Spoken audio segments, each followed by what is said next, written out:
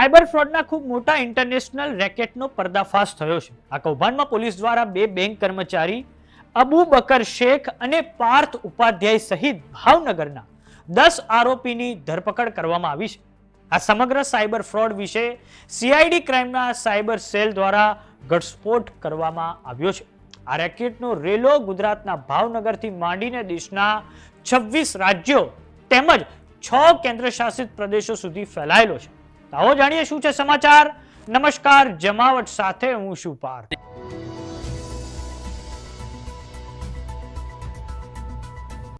Cyber ફ્રોડનું 719 થી વધારે કરોડ રૂપિયાનું કૌભાંડ બહાર આવ્યું છે. પોલીસ દ્વારા આ કૌભાંડને લઈને ભાવનગરથી બેંક કર્મચારી અબુ બકર શેખ અને પાર્થ ઉપાધ્યાય સહિત 10 આરોપીઓની ધરપકડ કરવામાં આવી છે.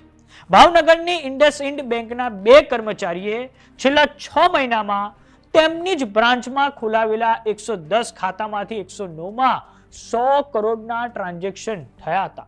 આ કૌભાંડનો મુખ્ય આરોપી દિવ્યરાજસિંહ ઝાલા દુબઈની ચાઇનીઝ ગેંગ માટે બેંક ખાતા ખોલાવતો અને રૂપિયા, ચેક, એટીએમ કે ઓનલાઈન ટ્રાન્સફર કરીને ઉપાડી તે પૈસા આંગડિયા અને હવાલા મારફતે અન્ય આરોપીઓને મોકલતો હતો. આરોપી દિવ્યરાજસિંહ ઝાલાએ બેંક કર્મી અબુ બકર અને પાર્થ ઉપાધ્યાય બંનેની મદદ લીધી હતી. બંને રૂપિયા 1 લાખના વ્યવહાર પર રૂપિયા 750 કમિશન લેતા હતા. પોલીસને પ્રાથમિક તપાસમાં જાણવા મળ્યું છે કે દિવ્યરાજસિંહે બેંકની ભાવનગર બ્રાન્ચમાં 6 મહિનામાં જ 110 મ્યુલ ખાતા ખોલાવડાવ્યા હતા.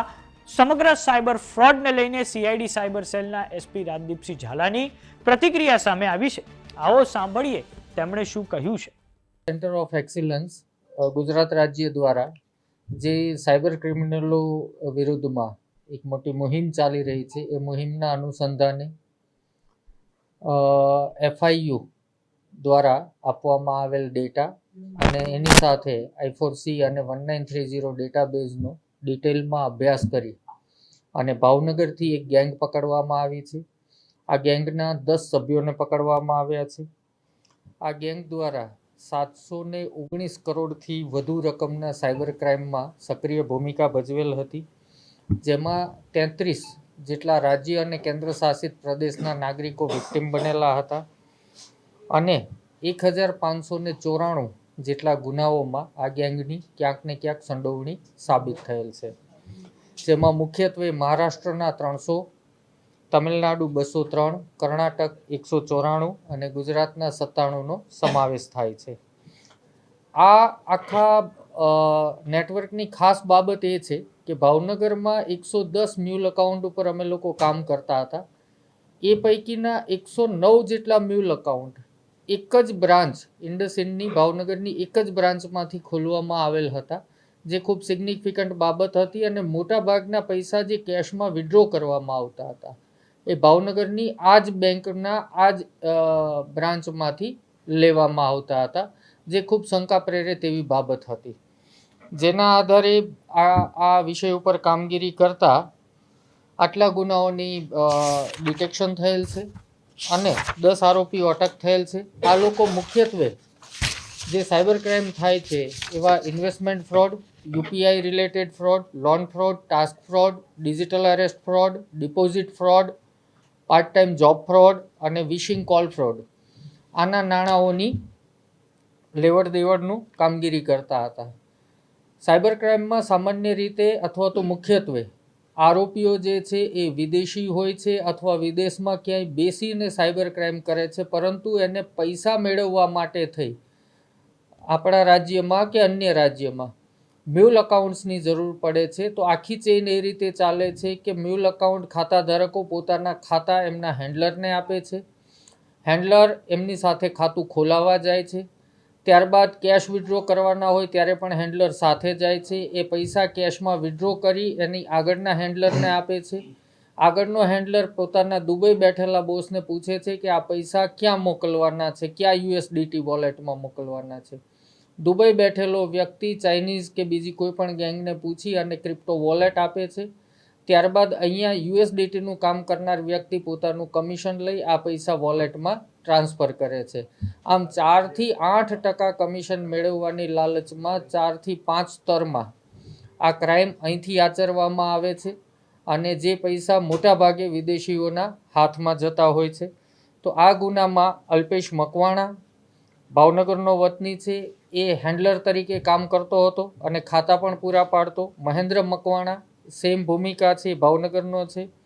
અબુબકર અલી શેખ અને પાર્થ ઉપાધ્યાય બંને ઇન્ડસઇન્ડ બેંકના કર્મચારીઓ છે, જેમણે ખાતા ખોલાવવામાં મદદ કરી હતી. આ ઉપરાંત જ્યારે પણ આ લોકોને કેશ વિડ્રો કરવાના હોય ત્યારે કેશ ક્રંચ હોય તો બેંકની સાથે સાંઠગાંઠ કરી પોતાને કેશ મળી રહે તાત્કાલિક એ પ્રકાર મેળવવા માટેથી 750 રૂપિયા લાખ રૂપિયા પર કમિશન આપતા હોય છે આ લોકો. પ્રતિક વાઘાણી એ પણ મ્યુલ એકાઉન્ટ પૂરા પાડનાર અને હેન્ડલરના રોલમાં છે. વિપુલ ડાંગર એ પણ એ જ ભૂમિકામાં છે. જયરાજસિંહ રાયજાદા જે છે એ આ પૈસા તમામ કેસમાં ભેગા કરી અને આગળ ગુરપરબસિંહ ટાંકને આપતા હતા. ગુરપરબસિંહ ટાંક પોતે યુએસડીટી વોલેટમાં એને કન્વર્ટ કરતા હતા. એ જ રીતે તેજસ જીતેન્દ્ર પંડ્યા એ પણ ક્રિપ્ટોમાં કન્વર્ટ કરવાનું કામ કરતા હતા. અને આ ગેંગમાં મુખ્ય સૂત્રધાર દિવ્યરાજસિંહ નરેન્દ્રસિંહ ઝાલા જે દુબઈ હતા, થોડા ટાઈમ પહેલાં જ દુબઈથી આવેલ છે, એમની પણ ધરપકડ કરવામાં આવી છે. એ વ્યક્તિ છે જે ચાઇનીઝ બોસીસ પાસેથી વોલેટ લઈ અને અહીંયા પૂરા પાડતો હતો ને એ પ્રમાણે પૈસા ટ્રાન્સફર થતા હતા, જેમાં એનું પણ પોતાનું કમિશન રહેતું. આમ આ આખી ગેંગ આ રીતે કાર્યરત હતી. 14 જેટલા મોબાઈલ રિકવર કરવામાં આવ્યા છે અને આશરે આરોપીઓ પાસેથી 30થી વધુ ક્રિપ્ટો વોલેટ મેળવવામાં સાયબર સેન્ટર ઓફ એક્સલન્સની ટીમને સફળતા મળેલી છે. આમ આટલા ગુનાનો ભેદ ઇન્ટેલિજન્સ ટેકનિકલ એનાલિસિસના માધ્યમથી ઉકેલવામાં સફળતા મળી છે.